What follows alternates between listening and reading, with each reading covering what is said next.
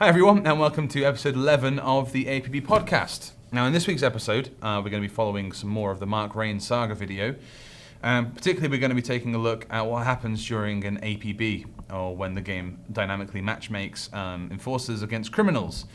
There's a lot of action in this episode, a lot of information to take in as well, so make sure you're paying attention when you do watch it for the first time. Now also, at the end of this week's podcast, we're going to be taking a look at some of the more charitable side of Realtime Worlds and the APB team.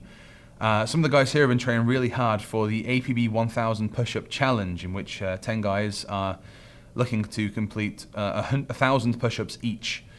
So make sure you're watching that. There's a lot of ways to get involved, a bit of more information there as well. So stay tuned and enjoy. And yeah, what's happening here, a very important element of APB, is we've got match made. Basically, we've got to a point where everyone's heard about what's going on. The game's thought, right, these guys need some opposition, they're having too much of an easy time, and it just so happened the two guys that had spied the briefcase were what the computer matched us up against. You think we could have shaved 20 pounds off me there? We've got to keep it as realistic as possible. Look at those tree trunk legs.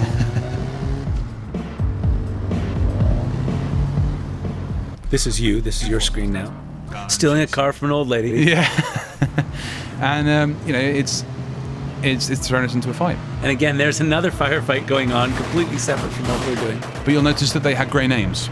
Yes. And that's very important to take note, because they aren't involved within our fight. And if you ever see anyone driving around with a grey name, then you know these guys going by here. They can't really interfere with our mission. But you'll see some red names pop up. And that means they're criminals and they're against us. And you'll see green names, and again they're in your party.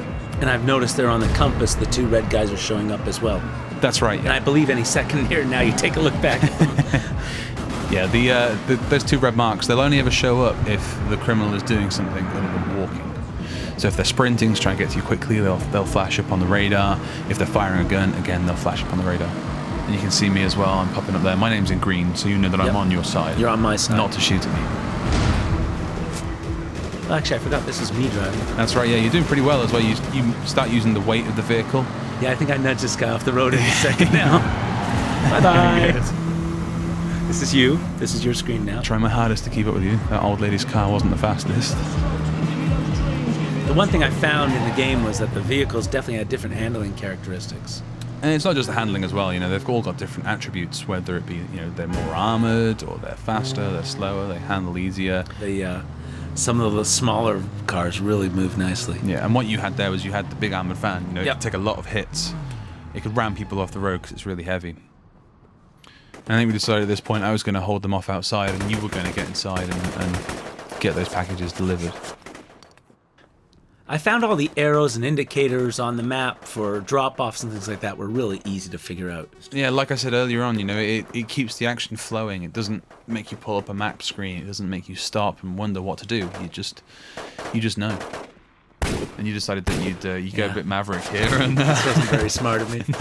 And you can see the HUD, instead of having a health indicator, it's glowing red to show that I'm getting hurt. And, there you go. We cut out the death screen there, but I did indeed die. It's an early version. You heard the death music though. We kept that in there for you. That's fantastic. Yeah. So that was their death music. That was the death music that the person killed you had created in the music creator. And one thing I absolutely love about the game is the respawning. It just feels so natural. You're not respawning 1,000 miles away and having to run for an hour to get back to where you died. It seemed every time I died, it was an intelligent respawn. The game dynamically, it respawns you within a certain distance from the action. And you managed there, you respawn behind everyone. They didn't realize you were running back in. Bang, you were there, you took him out, you got revenge. And kicking in doors, climbing fences, going up ladders, it's all that one simple F key. Yeah.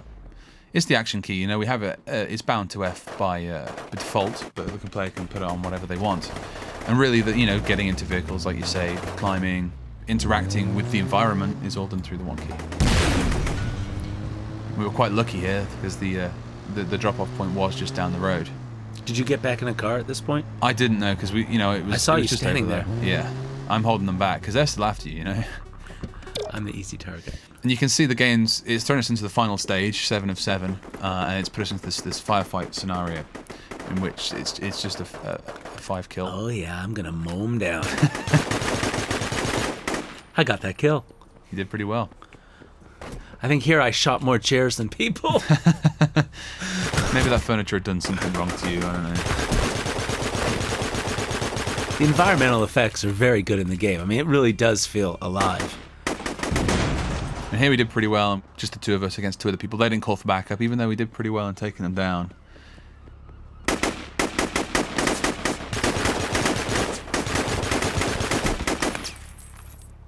And really one of the things that I remember myself yelling at you while we were trying to record this was trying to get into cover.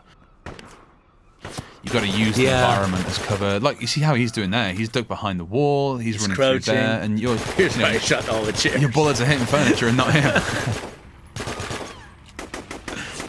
Yeah, but you can upgrade your weapons. That's right, yeah. You know, as we go through the game and you do more work for the contacts... See, I went and hid. You did eventually when you realised you were getting hurt. There we go, we just got one kill to go. These are just base weapons we're using here. You are. I'm using one of the assault rifles. So there you go. There's another part of the Mark Rein saga video. We'll be showing the final part of that next week, so make sure you check back for that one. I thought it might be worth telling you guys as well that in next week's episode we're going to be doing another Q&A session with EJ Moreland, the lead designer of APB. So if you've got any questions that you want answering, we'll be going through the ones we've already got, but any more you want to send them over to podcast@apb.com.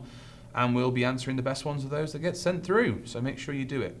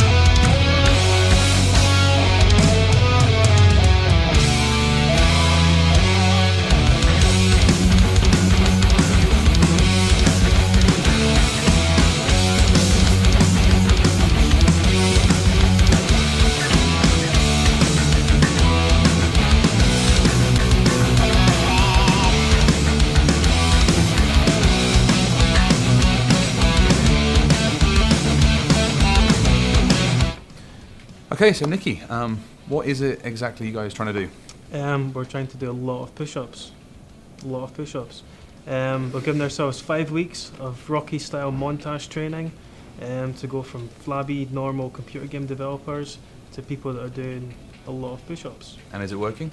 I can do more push-ups than I could a few weeks ago. Okay, so it's a bonus, I guess. Getting there. And who are you supporting exactly? We're supporting the WWF, the Wildlife Federation dudes. Okay. Saving all the pandas and tigers. What made you want to get involved with that? We really like pandas and tigers. Although there were a few people in our number who were a little disappointed that they're not going to be helping out mid-90s wrestlers with their pension funds. I don't think they need it really, do they? No, they're all right on their own. Fine. So if people at home watching this want to get involved, how would they go about doing that? We've got a website which you can get to with www.tinyurl.com/APB pushup. You can give us some money, that'd be nice.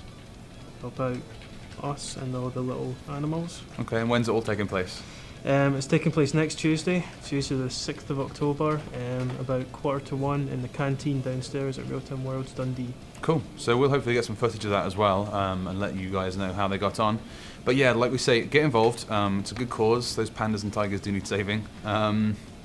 These guys have been training really hard, as you've probably seen from the video just before. So yeah, these guys are training. So if you guys can help support, that'd be fantastic.